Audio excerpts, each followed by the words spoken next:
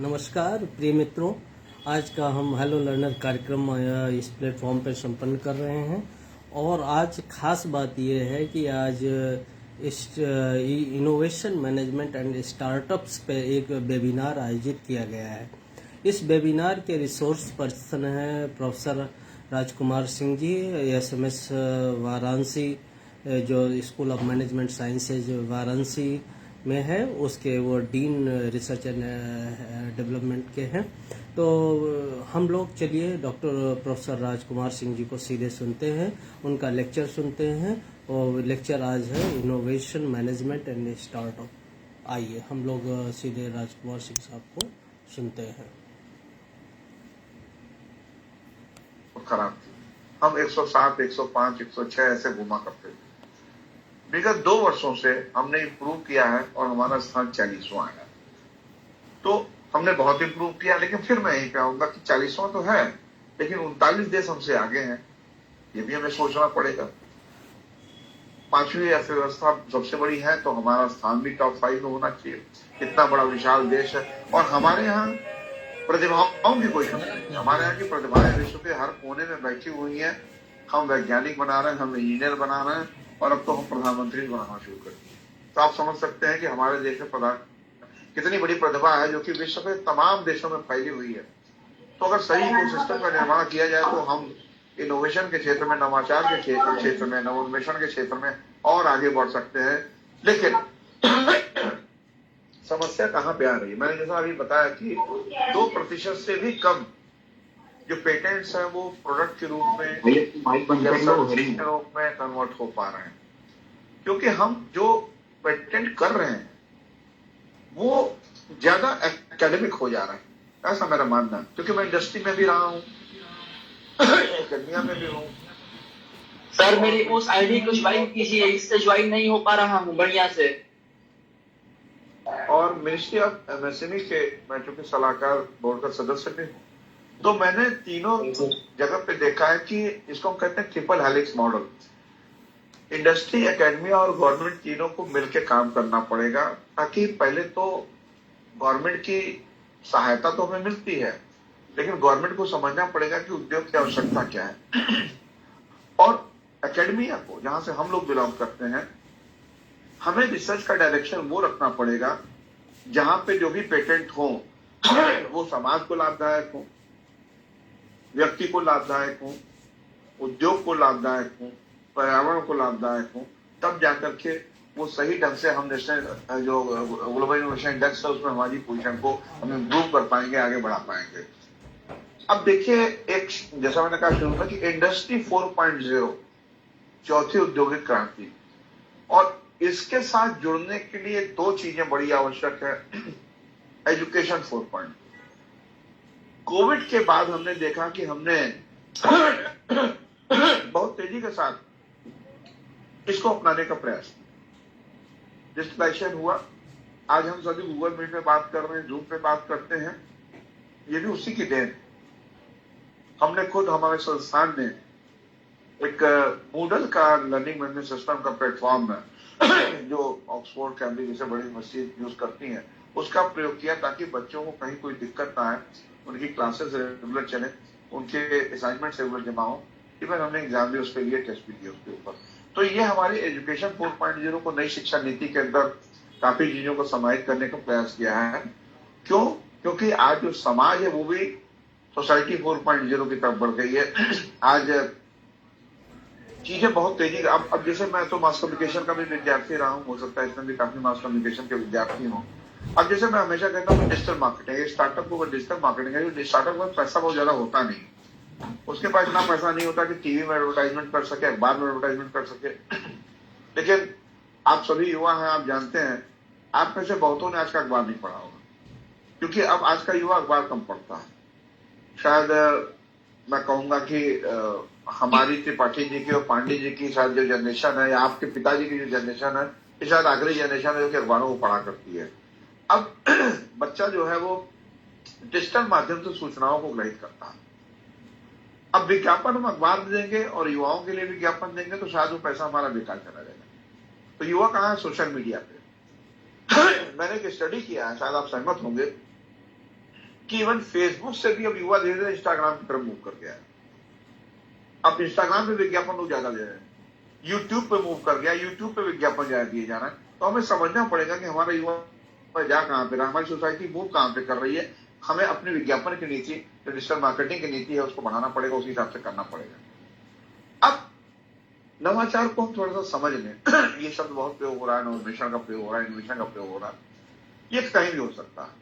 ये किसी तकनीक में अगर एक नई तकनीक लेके हम आए, और मैंने कहा कि जो समाज के लिए उपयोगी हो, उद्योगों के लिए उपयोगी हो, व्यक्ति के लिए उपयोगी हो, पर्यावरण के लिए उपयोगी हो, कोई नई प्रोडक्ट लाइन लेके आते हैं या कोई सेगमेंट लेके आना है, या हमने उत्पादन का कोई नया तरीका खोजा, या हमने खुद के वर्तमान एक प्रोडक्ट में कोई बदलाव लाया। अभी मैं डिजाइन थिंकिंग में थोड़ी सी चर्चा करूंगा और फिर मैं आपको बताऊंगा कि किस तरीके से आप वर्तमान उत्पादों में भी नवोन्मेषण करते हैं, तो उसको हम नवाचार कहते हैं। कभी कभी समाज, पर्यावरण और व्यापार तीनों को ध्यान रख के चीजें हो जाती हैं। आप सभी ने मेरे ख्याल से एलन मस्क का नाम सुना होगा और उनकी टेस्ला कार का नाम सुना होगा। अभी भारत में बहुत चर्चा है उसकी, वो आ रहे हैं भारत में। हम सभी को आभार प्रकट करना चाहिए हमें, हमारे गडकरी साहब का, क्योंकि ये चाहते थे कि हम चाइना में बनाएं और भारत में बेचें, क्योंकि भारत बड़ी मार्केट है। गडकरी साहब ने स्पष्ट कह दिया कि नहीं, बनाना भी यहीं पड़ेगा, बेचना भी यहीं पड़ेगा। बनाना इसलिए पड़ेगा क्योंकि आप बनाएंगे तो हमारे लोगों को रोजगार प्राप्त होगा। हमारे जो माइक्रो स्मॉल मीडियम इंटरप्राइजेस हैं, उनको, जो कि जितने भी उसकी बहुत सी जो कच्चे माल की आपूर्ति होती है, वो उसकी एक्सेसरीज होती है, और बहुत से इक्विपमेंट्स होते हैं, उसको सप्लाई करने का हमको मौका प्राप्त होगा। तो वो विवश है, और ऐसा अभी खबर कुछ आई है कि वो सहमत हो रहे हैं कि हाँ, हम भारत में आकर के अपने प्लांट को लगाएंगे। ये भारत की ताकत है। आप समझिए, हमारी ताकत बहुत बढ़ चुकी है। हमने हमेशा अपने आप को अंडर एस्टिमेट किया। हमने कभी भी, देखिए, किसी भी समाज, किसी भी राष्ट्र, किसी भी संस्कृति को अगर उसका विनाश करना है तो एक ही काम करना होगा कि वहां के लोगों में हीन भावना को जन्म देना। हम हीन भावना से ग्रस्त हो गए। हम तो क्या कर सकते हैं, हम तो कमजोर देश है, छोटे, मतलब बहुत विकसित नहीं है। पहली बार इस राष्ट्र के अंदर स्वाभिमान जागृत हुआ है कि अगर आपको हमारे यहाँ आना है तो हमारी शर्तों पे आना पड़ेगा, हमारे लोगों के लिए आना पड़ेगा। हम चीन की अर्थव्यवस्था को मजबूत करने के लिए नहीं बैठे हैं, हम भारत की अर्थव्यवस्था को मजबूत करने के लिए बैठे हैं। इसलिए जो कॉन्सेप्ट मेक इन इंडिया का आया, क्योंकि शुरुआत में आया तो ये थोड़ा सा कॉन्ट्रोवर्शियल था, क्योंकि हमारे यहाँ तो कॉन्सेप्ट मेड इन इंडिया का था, स्वदेशी निर्माण की बात होती थी। फिर ये हुआ कि मेक इन इंडिया, इसको मैन्युफैक्चरिंग हब बनाने की बात हुई कि मैन्युफैक्चरिंग हब कैसे बनाया जाए, ताकि पूरे विश्व के लोग जो चाइना में जाने निर्माण करने के लिए भारत में आकर निर्माण करें। अब उसके लिए हमारे इकोसिस्टम, जो मैंने ईज ऑफ डूइंग बिजनेस की बात की, उसको बढ़ाने की, उसको सुदृढ़ करने की आवश्यकता है। सरकार कार्य कर रही है, प्रदेश सरकार हो चाहे राज्य सरकारें हो, सब कार्य कर रही है।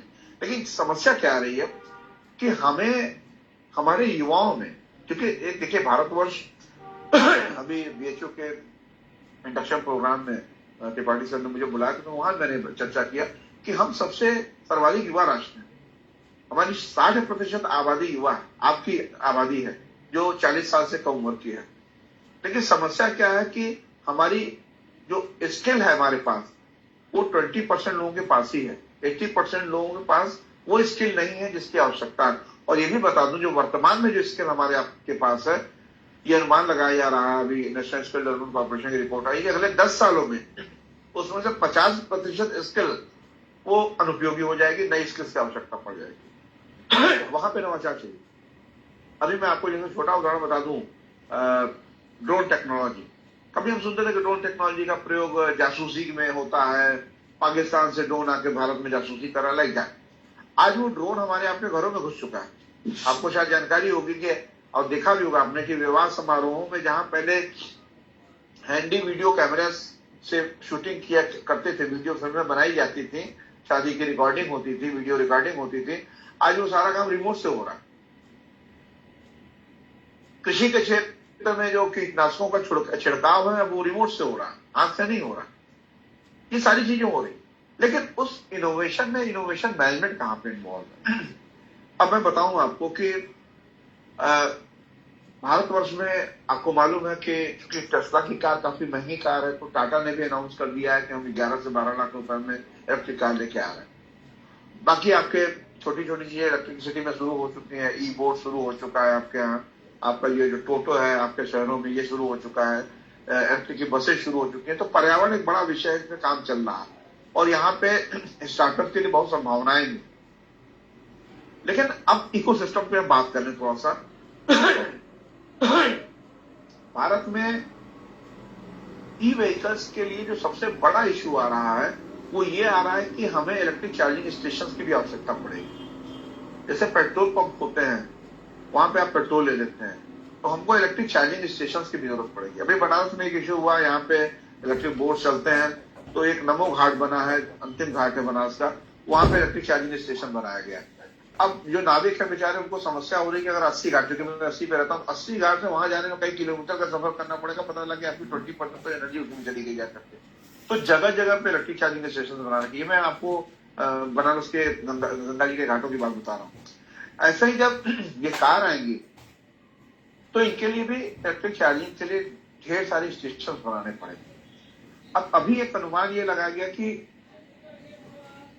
एक अगर इलेक्ट्रिक चार्जिंग डायरेक्ट जाके करानी है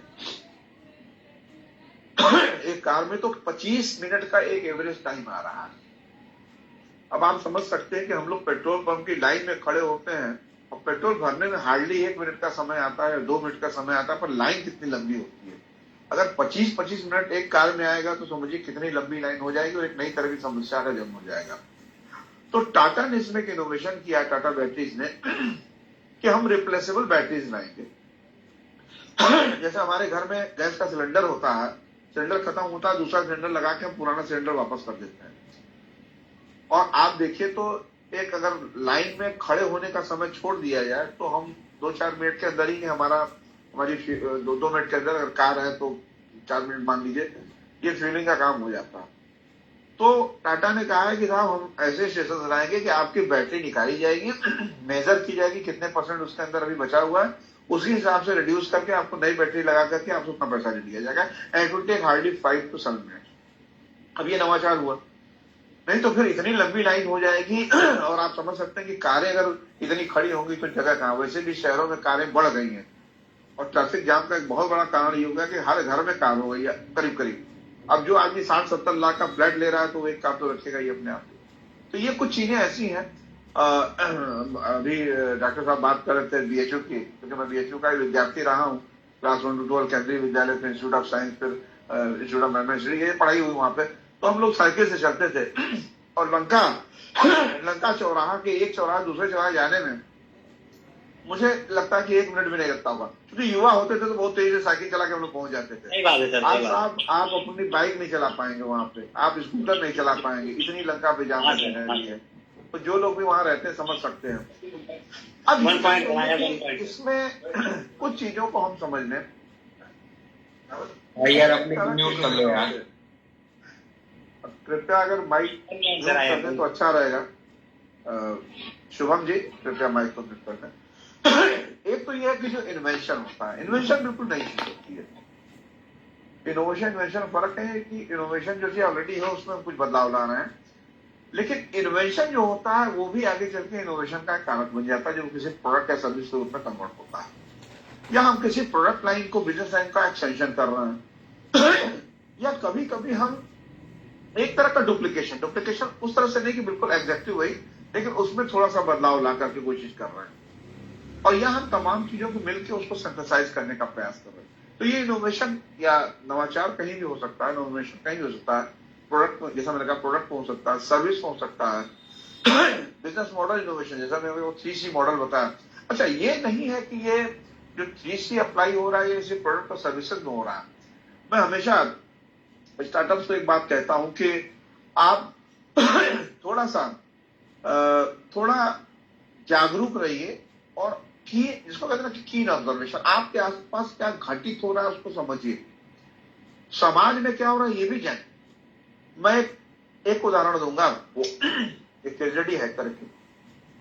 आप सबने मैट्रिमोनियल साइट में शादी.com का नाम सुना होगा, नंबर 1 पे साइट है, और आजकल उनके जो ओनर है अनुपम मित्तल साहब बड़े प्रचलित हैं, शार्क टैंक में आते रहते हैं जो है।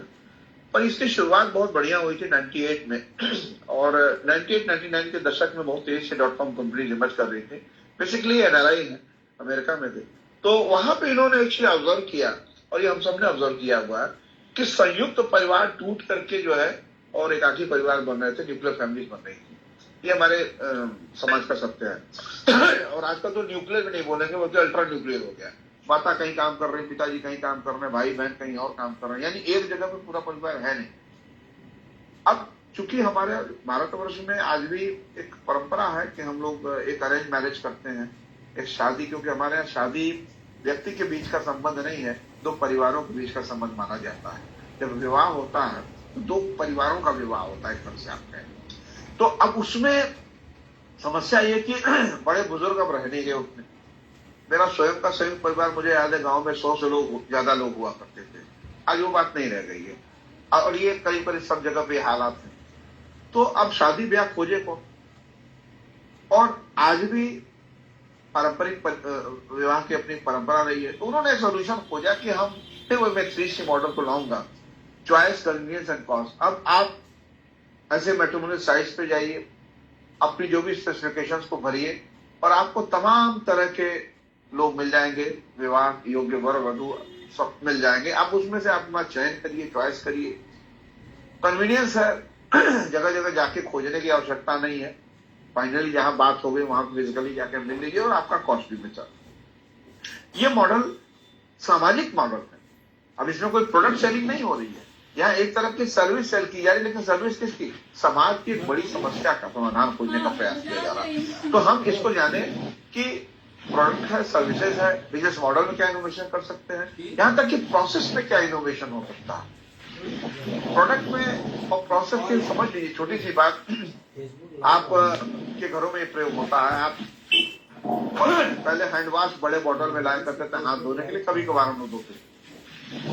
कोविड आया तो हैंड वॉश का प्रचलन बढ़ गया कि भाई कोविड आया तो भाई सब लोग अपना अपना हाथ जो है धोए, ज्यादा से ज्यादा धोए। ये सैनिटाइजेशन हुआ, हम सबने प्रयोग किया। तो ये कंपनियां पहले से जागरूक हो गई कि हर बार आदमी को बड़ा डब्बा लेने की जरूरत नहीं है, एक रिफिल पैक दे दीजिए। रिफिल पैक लेगा आदमी, उसको काटेगा, और जो डब्बा ऑलरेडी पड़ा हुआ उसके अंदर डाल देगा।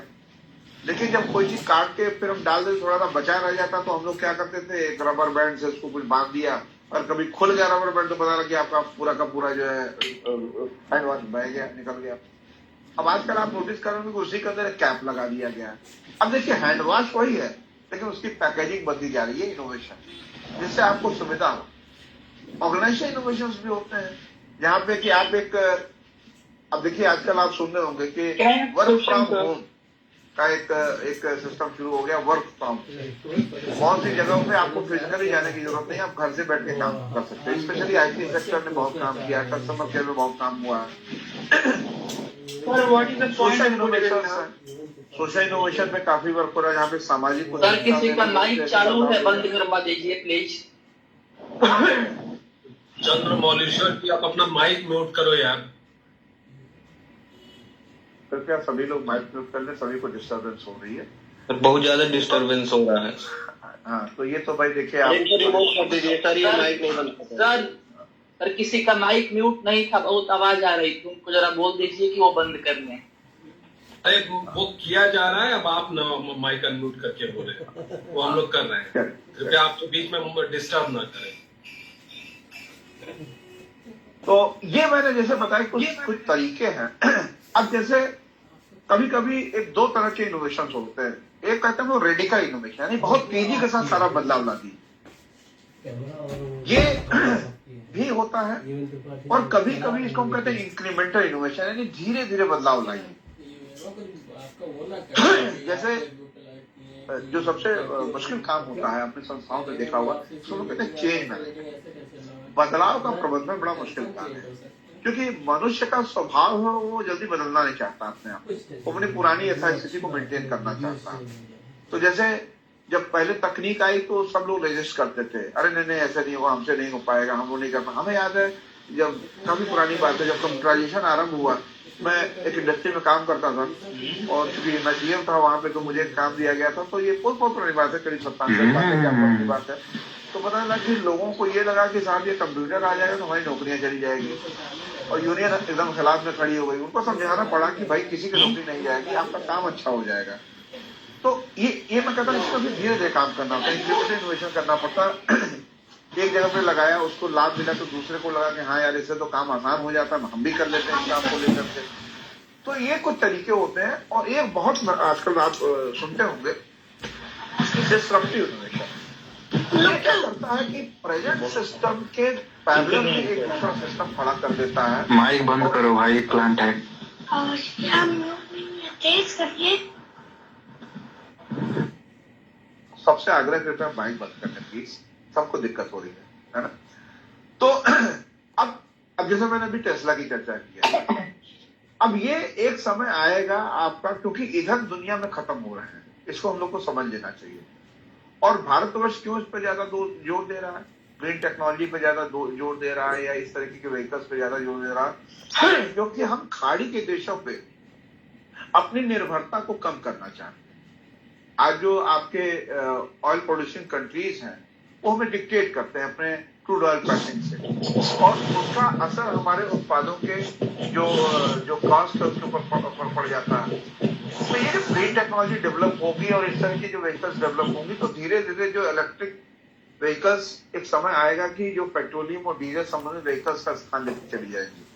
और चूंकि एक सही बात है कि पूरी दुनिया में ये पेट्रोल और डीजल का भी एक अपना समय है, एक अनुमान है कि उस समय के बाद जब चीजें क्योंकि जीवाश्म आधारित होती हैं तो ये समाप्त हो जाएंगी, फिर तो बहुत बड़ी समस्या आ जाने वाली है। उसकी तैयारी भारतवर्ष अभी से कर रहा है। तो एक समय आएगा कि जब वो, अब जैसे आपके शहरों में, हमारे शहरों में जो पहले हम लोग ऑटो रिक्शा चलाते थे डीजल से और पेट्रोल से, अब वो धीरे धीरे उसकी जगह टोटो आ गया, तो जनरेटेड आ गया। तो ये एक तरह की डिसरप्टिव टेक्नोलॉजी जो पुरानी टेक्नोलॉजी को उठाएगा। अब जैसे ओटीटी प्लेटफॉर्म पर, नेटफ्लिक्स जैसे प्लेटफॉर्म है जिसपे आप भी देखते होंगे, अब धीरे धीरे लोग सिनेमा हॉल का एक अल्टरनेट डेवलप हो रहा है, और जो नॉर्मल टीवी है सीरियल्स है उसका अल्टरनेट डेवलप हो रहा है। ये डिसरप्टिव टेक्नोलॉजी है जो धीरे धीरे करके पुरानी टेक्नोलॉजी को बदल देती है। पहले हम लोग पुश बटन पे मोबाइल करते थे, आज हम स्मार्टफोन आ गया है। पहले आपका जो कैमरा था कोडक का, हम रील बना के करते थे, आज आपके स्मार्टफोन में ही कैमरा आ गया है। तो ये इसको हम डिस्ट्रक्टिव टेक्नोलॉजी कहते हैं, जो धीरे धीरे पुरानी टेक्नोलॉजी को बदलता है। तो ये चीजें तो आपके टेक्नोलॉजिकल एस्पेक्ट की जो चेंजेस हैं नवोन्मेषण में, मैं उसकी चर्चा किया। अब त्रिपाठी सर कुछ 15-20 मिनट समय और ले सकते हैं क्या? बिल्कुल जी हाँ सर, बिल्कुल। तो क्योंकि थोड़ा विषय ऐसा है कि लगता है मुझे 15-20 मिनट समय और लेना पड़ेगा। तो अब सवाल है कि शुरुआत, जैसे अगर इनोवेशन मैनेजमेंट करना, नवोन्मेषण का प्रबंधन करना है, तो शुरुआत कैसे करनी पड़ेगी, कहां पे करना पड़ेगा? देखिए, पहली चीज जो होती है इसको हम कहते हैं कि आइडिया फनल। आइडिया फनल का अर्थ समझिए, मैं इसको बिल्कुल बहुत ही सामान्य भाषा में बता रहा हूं। प्रबंधन के शब्द बहुत ऐसे होते हैं, लेकिन ऐसा कुछ नहीं है, बहुत सामान्य भाषा में इसको समझिए। जैसे आपको एक बिजनेस करना है या कोई भी काम है, आपको ढेर सारी आइडियाज आती हैं, बहुत सी आइडियाज आती हैं, लेकिन सारी आइडियाज पे तो काम नहीं हो सकता है। तो आप क्या करते हैं, फनल आप जानते होंगे, हम लोग घरों में उपयोग करते हैं छानने के लिए। आपकी मैं कुछ बोल सकता हूँ सर? नहीं तो मैं आइडियाज में से आपको जो ऐसी आइडियाज हैं जो कि बहुत उपयोगी नहीं है या पूरी तरीके से उपयोगी नहीं है, उसको आप छांटते हैं, और जो उनमें से सबसे बेस्ट आइडिया होती है उसकी तरफ बढ़ते हैं। तो आइडिया का पहला तो आवश्यक है आइडिया का डेवलपमेंट। आइडिया के डेवलपमेंट के लिए हमने आपको बताया कि आपको पहले तो समस्या को समझना पड़ेगा, क्योंकि आपकी आइडिया किसी समस्या का समाधान लेके आएगी तभी वो सही आइडिया मानी जाएगी, और तभी वो सही बिजनेस मॉडल में कन्वर्ट होगी। उसके बाद उस कॉन्सेप्ट को समझिए, डेवलप करिए उस कॉन्सेप्ट को, और ये देखिए कि वो कॉन्सेप्ट वाकई में किन किन लोगों को लाभ पहुंचा सकता है। और अभी हम लोग डिजाइन थिंकिंग चर्चा करेंगे, उसको विस्तार में बताएंगे, और फिर उसको टेस्ट करना पड़ता है, देखना पड़ता है कि रिस्पॉन्स आ रहा है, और मार्केट में उसका रिस्पॉन्स अगर सही ढंग से हो रहा है तभी जाकर उसको लॉन्च करेंगे। तो इसके लिए एक शब्द आजकल बहुत प्रचलित हुआ है, इसको कहते हैं डिजाइन इनोवेशन। इसके 3 पार्ट होते हैं। जो सबसे कोर है, जो सबसे महत्वपूर्ण है, वो कस्टमर सबसे महत्वपूर्ण, क्योंकि सारी चीजें किसके लिए हो रही है, हमारे आपके लिए हो रही है। तो कस्टमर की डिजायरेबिलिटी को समझना पड़ेगा, उसकी इच्छा को, उसकी आवश्यकता को समझना पड़ेगा, उसकी समस्या को समझना पड़ेगा। और फिर जो इनोवेशन में हम जो टेक्नोलॉजी डेवलप कर रहे हैं वो देखें कि वो फिजिबल है कि नहीं है, वो लागू हो पाएगी कि नहीं हो पाएगी, आर्थिक रूप से, तकनीकी रूप से, मानवीय दृष्टिकोण से। और उसके बाद जो बिजनेस मॉडल, अब देख लीजिए बिजनेस मॉडल की वायबिलिटी में मैं एक बात छोटी सी कहना चाहूंगा कि ये जो जितने भी आपके e commerce based business model successful हुए हैं, आप देखेंगे इनका पूरा इतिहास सक्सेस का 10 साल के अंदर करा। हालांकि बन पहले गए थे। क्यों? ये जब से आपकी स्मार्टफोन टेक्नोलॉजी डेवलप हुई है तब से ये कंपनियां बहुत तेजी के साथ चल रही। क्योंकि पहले क्या था कि आप डेस्कटॉप खोलिए, लैपटॉप खोलिए, फिर उनकी वेबसाइट पे जाइए, फिर जाकर के उनको ऑपरेट करिए, ये थोड़ा सा टीडियस टास्क था, थोड़ा मुश्किल काम था। आज की डेट में सबके ऐप्स है, प्ले स्टोर से ऐप को डाउनलोड करिए, छोटा सा बच्चा भी उस ऐप को ऑपरेट कर लेता है, ऑर्डर कर लेता है, प्रोसेस बहुत आसान हो गया है। और यही नहीं, मैं आपको सरकारी सिस्टम में कहाँ इसका उपयोग हुआ, इसका सबसे ज्वलंत उदाहरण है IRCTC, रेलवे की जो बुकिंग कराते हैं। अब ये देखिए कि एक जमाना था, मैं बताऊं, मैं BHU से MBA किया हूं, हमारी समर इंटर्नशिप जो होती थी वो बॉम्बे में थी, तब बॉम्बे बोलते, कभी मुंबई बोलते हैं। और हम 2 लोग गए वहां पे, वहां IT वही BHU के लोगों का सारा अरेंजमेंट वहीं पर था रुकने का। अब हम लोग VT स्टेशन, जिसको आजकल CST बोलते हैं, वहां उतरे और मैं बताऊं रिजर्वेशन हाथ से होता था, रजिस्टर। त्रिपाठी सर अच्छी तरीके से पढ़ने का जानते होंगे, उस समय में यही दौर हुआ करता था और लंबी लाइनें लगती थी। अब हम लोग यहां से वहां पहुंचे और फिर वहां खड़े हो गए लाइन में, क्योंकि 2 महीने बाद वापसी करनी है तो रिजर्वेशन 2 महीना पहले से कराना पड़ेगा। आज आप देखिए, आपको 1 मिनट भी समय नहीं लगता है। यहां भी आपके लिए चॉइस है, चॉइस ऑफ ट्रेन है, चॉइस ऑफ टाइमिंग है, चॉइस ऑफ बर्थ है, कन्वीनियंस है। कपूल ऑफ सेकंड्स में आप अपने रिजर्वेशन कर लेते हैं और आपकी कितनी कॉस्ट बच जाती है। तो आपके बिजनेस मॉडल की वायबिलिटी क्यों बढ़ गई आज? क्योंकि हर हाथ में स्मार्टफोन आ गया, इंटरनेट कनेक्टिविटी बढ़ गई है और गांव गांव में हर व्यक्ति इसका प्रयोग कर रहा है। तो इस इकोसिस्टम को समझिए। जब भी एक नवोन्मेषण होता है तो आसपास के वातावरण को समझना होता है, क्योंकि जो भी इनोवेशन हो रहा है उसमें डिमांड और सप्लाई का बड़ा महत्व है। लेटेंट डिमांड, कोई डिमांड दिख नहीं रही लेकिन है। इन कंपनियों ने उस लेटेंट डिमांड को पता किया, जो छिपी हुई डिमांड थी, और उन्होंने वो हिसाब से सप्लाई किया। और आप ये देखिए कि कौन कौन से तत्व उसको प्रभावित करते हैं, कंट्रोल कौन कौन से तत्व कर रहा है। जैसे मैंने यहाँ पे बताया कि टेक्नोलॉजी एक तत्व हो गया, डिजिटल इंफ्रास्ट्रक्चर एक तत्व हो गया। अब जैसे भी नई शिक्षा नीति आई है तो सबसे बड़ा चैलेंज ये माना जा रहा है कि इसमें डिजिटल इंफ्रास्ट्रक्चर को देश में विकसित करना पड़ेगा। अगर गांव गांव तक हम दूरस्थ शिक्षा को पहुंचाना चाह रहे हैं, जैसे इग्नू इतना अच्छा काम कर रहा है, तो उसके लिए डिजिटल इंफ्रास्ट्रक्चर का मजबूत होना जरूरी है। अब जहां पे इंटरनेट की सुविधा ही सही ढंग से नहीं होगी, वो लोग तो इस गूगल मीट पर कनेक्ट ही नहीं हो पाएंगे, या होंगे भी तो बार बार नेटवर्क की समस्या आएंगी उनके लिए। तो ऐसे बहुत से चीजों को हम देखें, समझे, जाने। जीवन में हर जगह घुस चुका है ये। अब हम अभी मैं आपको जब ध्यान दिला रहा हूं तो आपको समझ में आ रहा हूं। चाहे मैंने फ्लिपकार्ट की बात किया, नौकरी.com उठा के देखिए। हमें याद है कि नौकरी खोजने का जरिया एकमात्र अखबार हुआ करता था। आज आप नौकरी.com में अपनी प्रोफाइल रजिस्टर कराइए और आपके पास इंक्वायरी जानी शुरू हो जाएंगी जा सकते। और ऐसा बहुत से जॉब साइट्स आ गए। नौकरी.com तो पुराना केस है, पर सबसे सक्सेसफुल केस रहा है। और वहां भी वही है, चॉइस, कन्वीनियंस, कॉस्ट की बात रही है। आप ट्रैवल पोर्टल्स पे जाइए, चाहे वो यात्रा.com हो, चाहे मेकमाईट्रिप.com है। अब आपको सब चीजें, चाहे वो होटल सुविधा हो, ट्रेन हो, फ्लाइट हो, सारी की सारी सुविधा, टैक्सी हो, सब एक जगह पे प्राप्त हो जा रही है। Again, choice, convenience and cost. चाहे आप कोई रूम्स को उठाइए, चाहे ओला या उबर टैक्सी सर्विसेज को उठा के देखिए, तो नई चीजें इमर्ज कर रही है, नई चीजों का इम्प्लीकेशन बढ़ रहा है। वो चाहे B2B मॉडल्स हो, या बिजनेस टू बिजनेस ट्रांजैक्शन होता है, चाहे B2C मॉडल या बिजनेस टू कस्टमर ट्रांजैक्शन होता है, चाहे C2C हो, कस्टमर टू कस्टमर हो, चाहे C2B हो। तो इनको लेके अभी देखिए नए नए स्टार्टअप नए नए एरियाज में आ रहे हैं। BPOs का केस आप जानते हैं, बड़ा पुराना हो गया लेकिन काफी उपयोगी हो रहा है। नॉलेज प्रोसेस आउटसोर्सिंग, देखिए हम लोग इस समय जिसको हम कहते हैं नॉलेज इकोनॉमी, जिस युग में रह रहे हैं इसको नॉलेज इकोनॉमी बोलते हैं। आपके ज्ञान का पैसा है आज मिल रहा आपको। और आज के समय में ये जो आपका ऑनलाइन माध्यम है, ये स्टार्टअप्स के लिए बहुत सदुपयोगी हो गया है।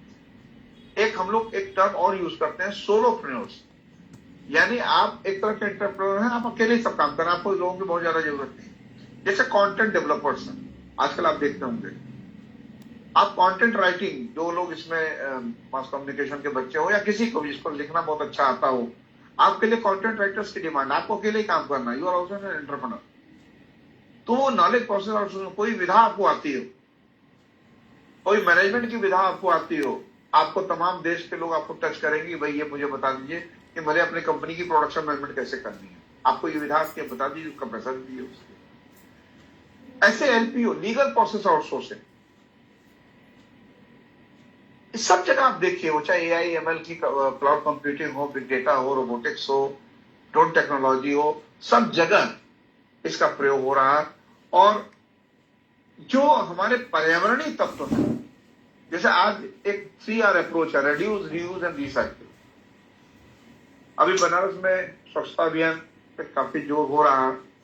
और बनारस में एक, चूंकि बनारस में समस्या है, जो लोग बनारस से रहने वाले जानते हैं, या मवेशी बहुत गलियों में घूमते रहते हैं, इधर उधर घूमते रहते हैं, और एक कहीं भी गोबर हो गया, ये हो गया, ये सब समस्या रहती है। अभी यहाँ पे एक प्लांट लगाया गया है जो इन गोबर को कलेक्ट कर रहा है गलियों से, और उनका एक पूरा बायोगैस प्लांट बनाया है, इसको अडानी ने स्टेब्लिश किया बनारस से मुश्किल से 20-25 किलोमीटर दूर पे शांसापुर। तो वहां पे भी इनोवेशन की गुंजाइश है, जिससे कि कार्बन एमिशन कम से कम हो। अच्छा, उसको बोलते हैं ग्रीन ट्रांसपोर्टेशन है, ग्रीन इलेक्ट्रिक मोटर्स हैं, ग्रीन केमिस्ट्री है। टेक्सटाइल सेक्टर में वेस्टर्न कंट्रीज में अब वो कह रहे हैं कि हमें सिंथेटिक केमिकल बेस्ड पेंट्स वो नहीं चाहिए, कलर्स नहीं चाहिए, हमें ऑर्गेनिक कलर्स दीजिए। अब इस पे काफी इनोवेशन हो रहा है। इसके अलावा ग्रीन पावर पे, बायोफ्यूल्स पे, सोलर एनर्जी एक बहुत बड़ा इमर्जिंग सेक्टर बन के आ रहा है। मैं चूंकि अब इनोवेशन पे बात कर रहा हूं, तो मैं थोड़ी सी चर्चा अपने संस्थान की बता दूं।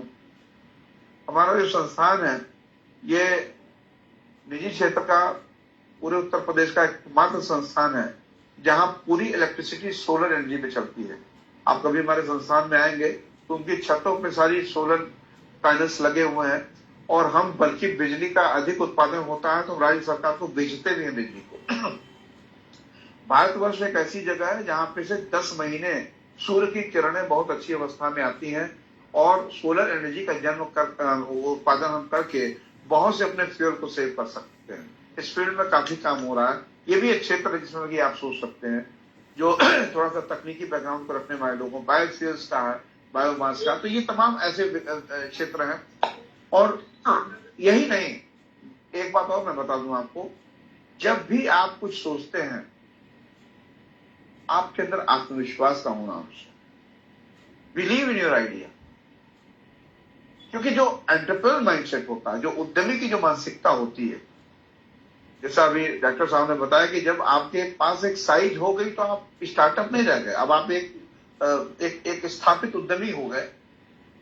वो क्या होता है, वो सेल्फ स्टार्टर भी होता है और सेल्फ मैनेजर भी होता है, इनिशिएट करने वाला। एक समस्या हमारे समाज में है, खास करके मैं कहूंगा हमारे उत्तर प्रदेश, बिहार, झारखंड, ये सब उत्तर भारत में जाए तो ये समस्या है कि हम कभी भी उद्यमियों को सम्मान नहीं देते। हमारे यहाँ कोई 20-25 हजार की नौकरी पाई जाता है तो हम उसको बहुत सम्मान देते हैं, उसको भी इज्जत करते हैं, और हम कहते हैं कि साहब ये देखिए क्या फला कंपनी में नौकरी पा गया। लेकिन जब वही बच्चा अपना काम स्टार्ट करता है तो समाज के लोग यही कहते हैं कि अच्छा क्या नौकरी नहीं मिली क्या तुमको, वो हतोत्साहित हो जाता। हमें अपनी मानसिकता को बदलना पड़ेगा।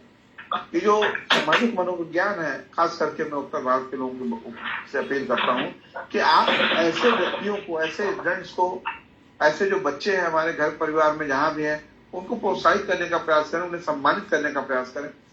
क्योंकि जब आइडियाज आए तो आपके दिमाग में 4 प्रश्न उठने चाहिए। जो भी आइडिया आप आइडिया फनल से निकाल के लेके आए, क्या ये हमारे कस्टमर को समस्या है, या जिसके लिए हम एक प्रोडक्ट बना रहे हैं उसकी क्या समस्या है, और दूसरा जो आपने इनोवेशन किया है उसकी किस समस्या का समाधान कर सकता है। और तीसरा जो आपका इनोवेशन है उसका पेमेंट क्या वो कर सकता है, क्या पे करके, तो बिजनेस तो पे एकमात्र उद्देश्य है कि वो प्रॉफिट में हो। अगर बिजनेस में प्रॉफिट नहीं हुआ तो कितने दिन चलेगा। तो जो भी हमने इनोवेशन किया है तो उत्पाद के रूप में हम जो बेचना चाहते हैं उसकी प्राइस देने के लिए कस्टमर तैयार है कि नहीं है। और जो चौथा जो ज्यादा महत्वपूर्ण है कि वो रिपीट बाइंग कितनी बार कर रहा है, क्योंकि कोई भी कस्टमर बनाना बहुत बड़ा काम नहीं है, लेकिन उसको टिकाए रखना अपने पास, और वो बार बार आपके यहाँ खरीदे, कस्टमर की जो लॉयल्टी कही जाती है उसको लेना वो बहुत बड़ी बात है।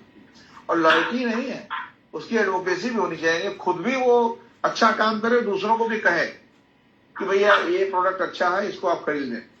लाख बड़े बड़े ब्रांड मिल जाए, उसका प्रचार करें, लेकिन आपका प्रोडक्ट, आपका दोस्त, आपका रिलेटिव, आपका भाई बहन अगर बोलता है कि ये अच्छा है तो आप उसका अच्छा मानेंगे।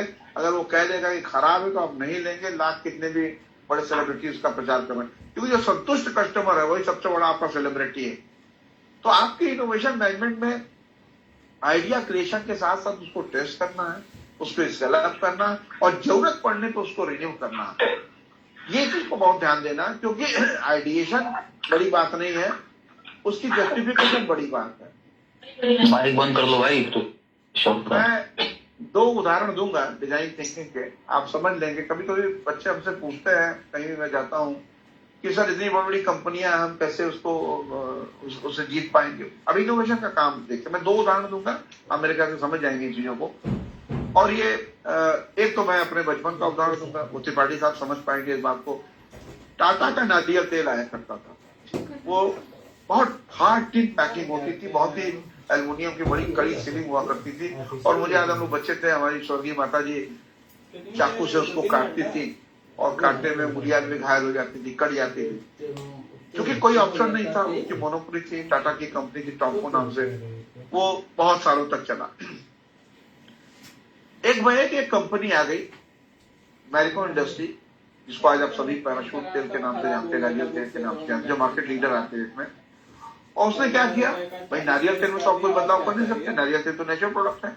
तो उन्होंने उसको सिंपल एक प्लास्टिक के कंटेनर में लेके आए, किसी को कुछ नहीं करना था, उसका ढक्कन खोलना, तेल निकालना, लगा देना। इतनी बड़ी जो मुश्किलात थी उससे उसने निजात दिलाया।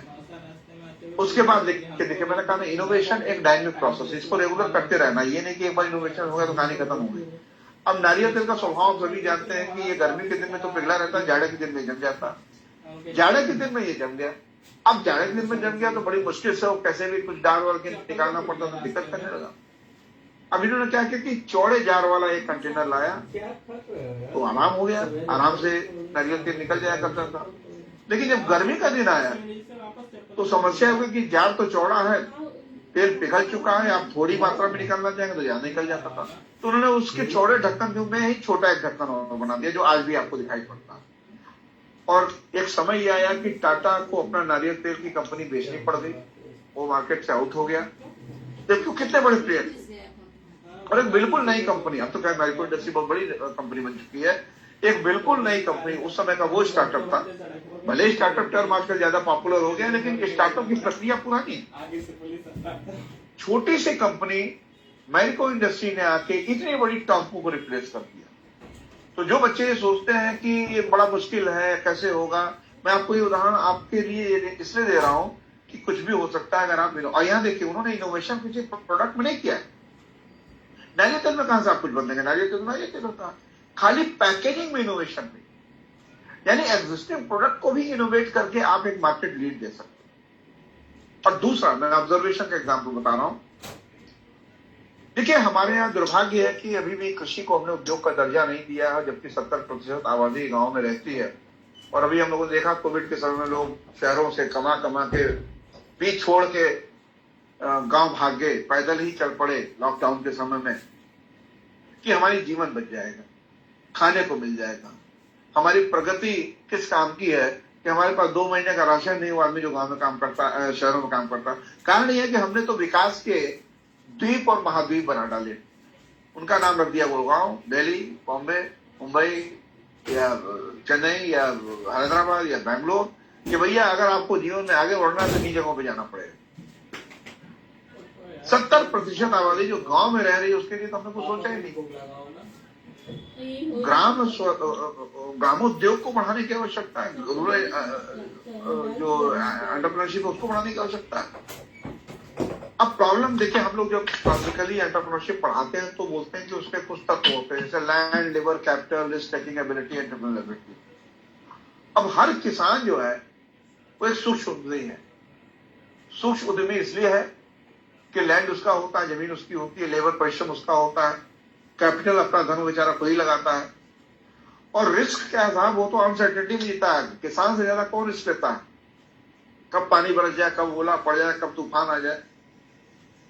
एक ही चीज उसके अंदर कमी होती है, एंटरप्रेन्योरबिलिटी। उसके अंदर उगाने की तो क्षमता है, पर बेचने का उसको ज्ञान नहीं। और यहीं पे मैं उन छात्रों से कहूंगा जो लोग भी मैनेजमेंट से जुड़े हुए हैं, कॉमर्स से जुड़े हुए हैं और भी क्षेत्र के जुड़े हुए हैं, अगर ये हाथ मिला लें हमारे किसानों के साथ तो हमारा किसान विकसित हो जाएगा। अभी कौशल्या फाउंडेशन, जो लोग बिहार के लोग हैं जानते हैं, उन्होंने बिहार और झारखंड में 40,000 किसान परिवारों को जोड़ा, और कौशलेश कुमार जी है उनका नाम, वो IIM अहमदाबाद के टॉपर स्टूडेंट रहे हैं। आपको मालूम है IIM अहमदाबाद के टॉपर को करोड़ों से ऊपर की सैलरी प्राप्त होती है, पर मैं उनकी तारीफ करूंगा। उन्होंने नौकरी को छोड़ा, बिहार आ गए, पटना अपने मूल स्थान पे। उन्होंने किसानों को जो है ऑर्गेनिक फ्रूट एंड वेजिटेबल्स, जैविक फ्रूट एंड वेजिटेबल्स को उन्होंने कहा कि आप उसको उगाइए और हम इसको बेचेंगे। और उन्होंने लोगों को समझाया कि 3 से 5 किलो का एक एवरेज इनटेक हम करते हैं टॉक्सिक मटेरियल्स का, पानी के रूप में, हवा के रूप में, इंसेक्टिसाइड के रूप में, पेस्टिसाइड के रूप में। इसलिए आजकल आप तमाम तरह की बीमारी बहुत कम उम्र में देखते हैं। तो उन्होंने कहा कि ये थोड़ी महंगी जरूर पड़ेगी आपको सब्जी या फल 10%, लेकिन आप कितने हजारों रुपए अपनी जो दवा में खर्च करते हैं वो आपको मिल जाएगा।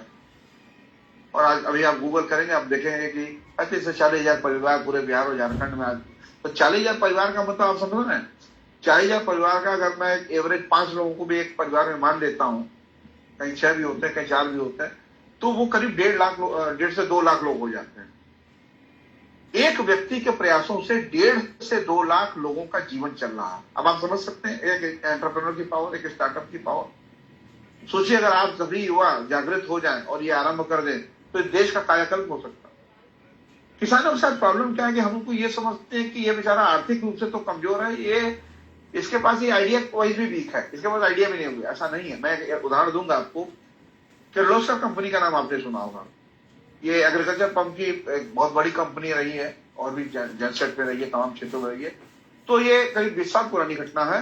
वो अपना एक एग्रीकल्चर पंप किसी गांव में इंस्टॉल करने गए थे, और करीब 20-25 साल पहले रिमोट कंट्रोल का दौर शुरू हुआ था। तो एक किसान ने, क्योंकि गांव में भी टीवियां आ गई थी, लोग रिमोट से चला रहे थे, तो एक ऐसे ही एक मासूमियत के साथ सवाल किया, क्योंकि गांव से जो लोग जुड़े हैं वो जानते होंगे, अब तो खैर बिजली की व्यवस्था बहुत ठीक ठाक हो गई है। नहीं, हम लोगों ने वो दौर देखा है कि हफ्ते में 1 दिन बिजली आया करती थी। रात को कभी बिजली आ रही 2 बजे, कभी 3 बजे। अब जरा कल्पना करिए कि गांव के किसान को जाड़े में अगर सिंचाई करनी है और रात को 3 बजे बिजली आ रही, 2 बजे बिजली आ जा रही, तो कुछ जहां हम लोग रजाई गद्दे में घुसे रहते हैं, वो गांव में जाता है, अपने खेतों में जाता है, क्योंकि गांव में बहुत से खेत दूर पे भी होते हैं, 1 किलोमीटर 2 किलोमीटर 4 किलोमीटर दूर पे भी खेत होते हैं, और वो सिंचाई करता है। तो उसने ऐसे ही कहा कि अगर ये पंप भी रिमोट बेस्ड हो जाए, रिमोट कंट्रोल बेस्ड हो जाए, तो हमारा बड़ा काम आसान हो जाएगा। हम यहीं से शुरुआत उसको स्टार्ट कर लेंगे, यहीं से बंद कर लेंगे, क्योंकि अंदाजा तो होता ही कितने देर में खेत भर जाएगा हमारा। तो लोग हंसने लगे। याद रखिए, जब भी आप एक इनोवेटिव आइडिया लेके आएंगे तो समाज हंसेगा आपके ऊपर, इसकी परवाह कभी मत कीजिएगा। आप देखिए, जितनी आइडिया को हम समझते हैं बेकार आइडिया, वो सक्सेसफुल आइडिया हो जाती है। अब आप OLX का सुने होंगे नाम। अब हम लोग वो क्या है, हमारा गार्बेज आपके घर पे, आपका गार्बेज हमारे घर पे, ही तो है, मिला जुला के। लेकिन ये चल रहा है, सक्सेसफुल मॉडल है, C2C मॉडल है। किर्लोस्कर वाले लोगों ने, आपने R&D वालों को बताया कि भाई किसान ऐसी चर्चा कर रहा था, क्या संभव है? उन्होंने remote control based mobile pump controller बनाया। अब गूगल पे सर्च करके मिल जाएगा आपको, और बड़ा अच्छा ऑपरेट करना शुरू कर दिया। एक और कंपनी है टेक्समो, जो कि कोयम्बटूर की कंपनी है, वो एग्रीकल्चर पंप में बहुत ही एडवांस स्टेज पर काम कर रही है।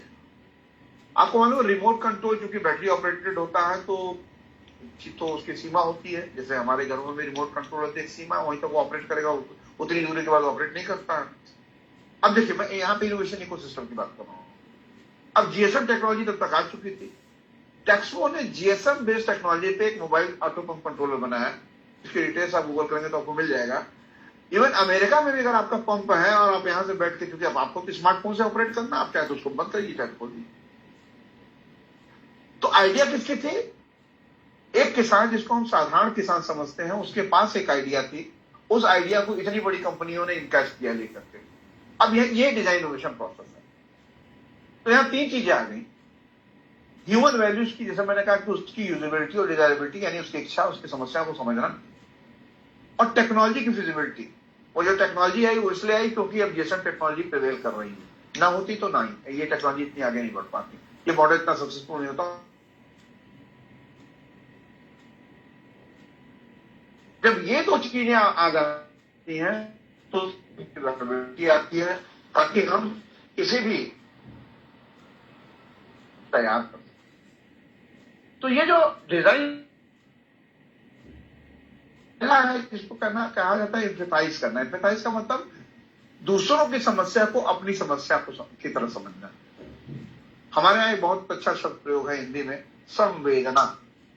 दूसरों की वेदना को स्वयं की वेदना समझना, यही है संवेदना। तो पहले तो आपके अंदर वो संवेदना होनी चाहिए, समझ होनी चाहिए कि दूसरे की समस्या अगर मेरे सामने आ जाए तो मेरे साथ क्या दिक्कत होगी।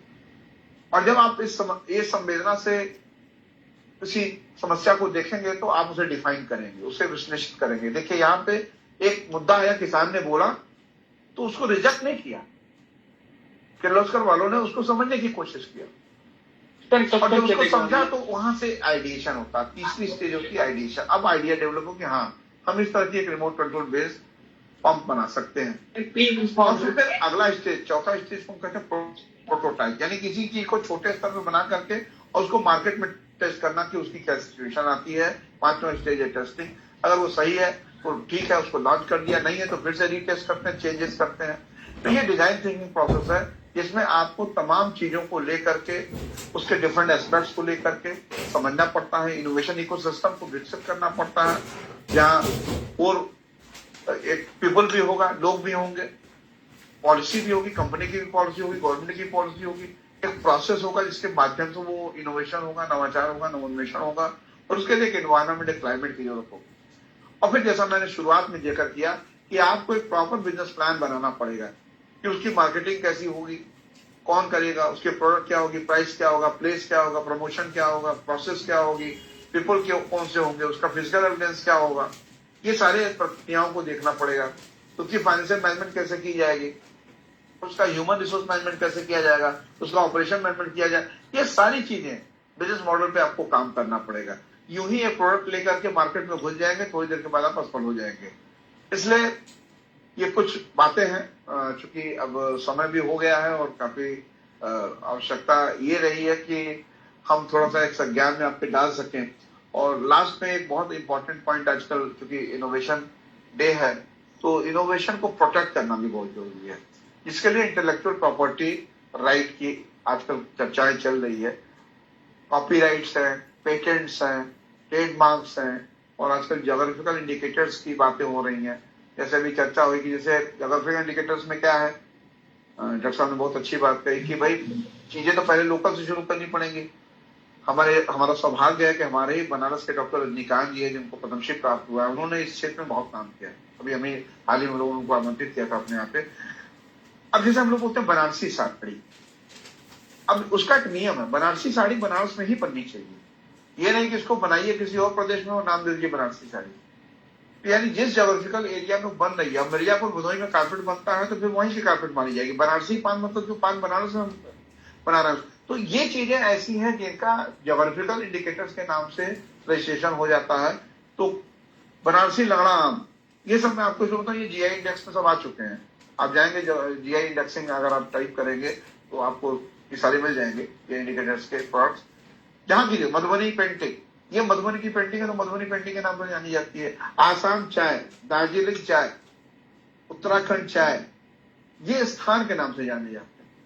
ये वहां के लोकल एंटरप्रेन्योरशिप को प्रमोट करने के लिए और प्रोटेक्ट करने के लिए होती है। और जो इन तमाम चीजों के बाद बहुत अच्छा लगा डॉक्टर साहब ने बताया कि इनोवेशन सेल भी काम कर रहा और चूंकि मैं इग्नू का विद्यार्थी भी रहा हूं और आपका काउंसलर भी हूं, तो मेरा इग्नू के साथ एक अटैचमेंट है स्वाभाविक। मैं एक राय दूंगा, शायद पे काम भी हो रहा होगा। हर विश्वविद्यालय में एक इंक्यूबेशन सेंटर होता है, तो जो कि बीएचयू में भी इंक्यूबेशन सेंटर है, तो मैं यही आग्रह करूंगा कृपया ऐसे इंक्यूबेशन सेंटर के साथ डॉक्टर साहब कोलैबोरेट करें, क्योंकि इंक्यूबेशन सेंटर से हमारे जो स्टार्टअप विद्यार्थी हैं, इनोवेशन वाले, उनको हेल्प मिल जाती है, क्योंकि इनके माध्यम से आपको तमाम इन्वेस्टर्स हैं, वेंचर कैपिटलिस्ट फर्म में हैं, उनसे आपका ताल्लुकात बढ़ जाता है, आपकी मेंटरिंग प्रॉपर होती है। और मैं स्वयं ऐसे किसी भी सेंटर के अपनी निःशुल्क सेवाएं देने के लिए तैयार हूँ। यहाँ भी कोई भी और यूनिवर्सिटी के लोग कहीं भी स्टैब्लिश कर रहे हैं तो मैं हमेशा उनके साथ जुड़ा हूँ, क्योंकि मैं अभी IIM के साथ भी जुड़ा हुआ हूँ, भुवनेश्वर के साथ भी जुड़ा हूँ, तमाम जो बड़े इंक्यूबेशन सेंटर्स उनके साथ जुड़ा हुआ हूँ, और बीएचयू के साथ भी हम बहुत जल्दी IT के साथ हमें मदद करने जा रहे हैं। तो टेक्निकल असिस्टेंस मिल जाती है, IPR पे आपको जानकारी प्राप्त हो जाती है, मार्केटिंग की एक्सपर्टाइज मिल जाती है, नेटवर्किंग मिलती है, बहुत से लोग आपके साथ टच में आ जाते हैं वहां पे, और आपकी शेयर ऑपरेशन कॉस्ट भी बहुत कम हो जाती है।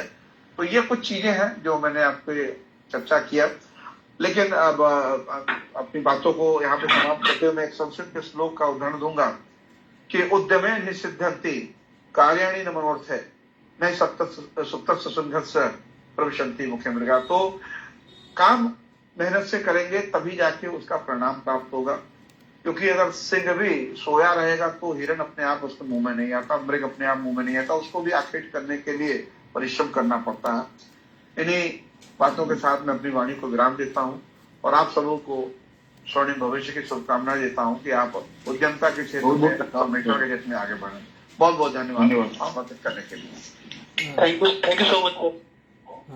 Thank you so much. अभी आप लोग अपने को अनम्यूट मत कीजिए, हम आपको आपको बताएंगे कि कब अनम्यूट करना है। हेलो सर, अभी 1 मिनट रुकिए ना। सेंटर से कोई ग्रुप नहीं है क्या? अभी आप इन्फॉर्मेशन कोई मिलता नहीं है कब एग्जाम होगा? अभी बेटा आपका एडमिशन फाइनल होना दे दो और बात करेंगे। अभी हम मीटिंग खत्म हो जाने दो, इसके बाद हम आप सबसे बात करेंगे। आप सब रुके रहिएगा मीटिंग के बाद। अभी हमारे प्रोफेसर साहब को आपके लिए हमने लेक्चर के लिए बुलाया है, और प्रोफेसर साहब ने इनोवेशन पे एक बेहतरीन आइडियाज दिए, आपको इंस्पायर करने की कोशिश की कि आप अपनी पढ़ाई के साथ साथ इनोवेशन के बारे में किस तरह से सोचें, कैसे आप अपने नई चीजों के बारे में एक दृष्टि दिया।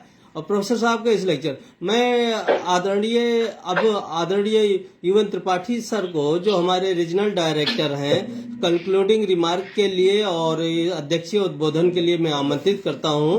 कृपया वो संक्षेप में अपनी अध्यक्षीय उद्बोधन कब तक चलेगी? अभी मैं बताता हूँ, 10 मिनट के बाद मैं बात करता हूँ आपसे। तो मैं डॉक्टर युवन त्रिपाठी जी को आमंत्रित करता हूँ कि कृपया वो हमें संबोधित करें।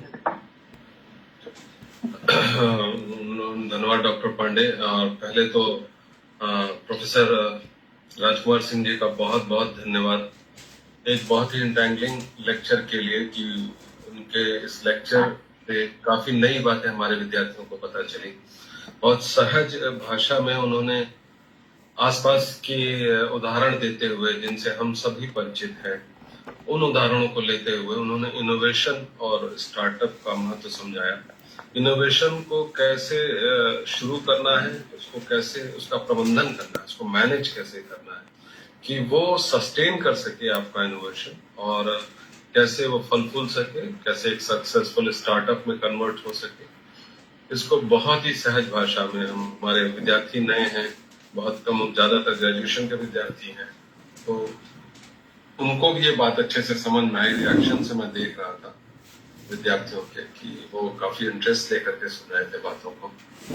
और जैसा आपने इंक्यूबेशन सेंटर की बात की, तो जी हाँ, इग्नू हेडक्वार्टर्स में इनोवेशन का एक इंक्यूबेशन सेंटर भी है।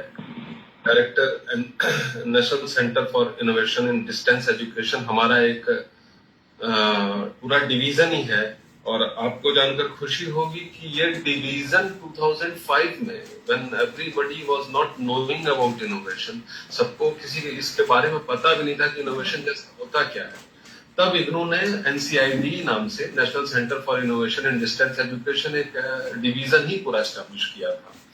और डॉक्टर OP शर्मा जी हैं, एडिशनल डायरेक्टर है, वो इसके डायरेक्टर हैं NCID के, और सेंटर फॉर ऑनलाइन एजुकेशन और ये कोलैबोरेटिव वर्क में काम करते हैं।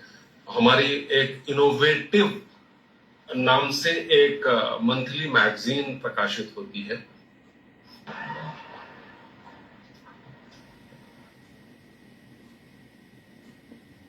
एक मंथली मैगजीन, डिजिटल मैगजीन प्रकाशित होती है, जिसमें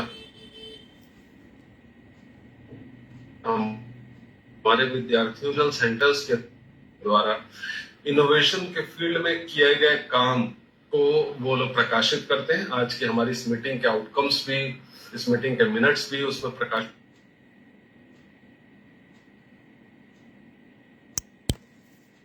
तो धन्यवाद दोस्तों, आप लोग हमसे जुड़े और इनोवेशन मैनेजमेंट एंड स्टार्टअप पर हमारे प्रोफेसर राजकुमार सिंह का लेक्चर आपने सुना। हमें उम्मीद है कि आपको बहुत फ़ायदा हुआ होगा और आप इनोवेशन के विषय में नए तरीके से सोचने को उद्यत होंगे। आप सबको बहुत बहुत धन्यवाद इसमें पार्टिसिपेशन के लिए, और आज की मीटिंग यही समाप्त की जाती है। धन्यवाद।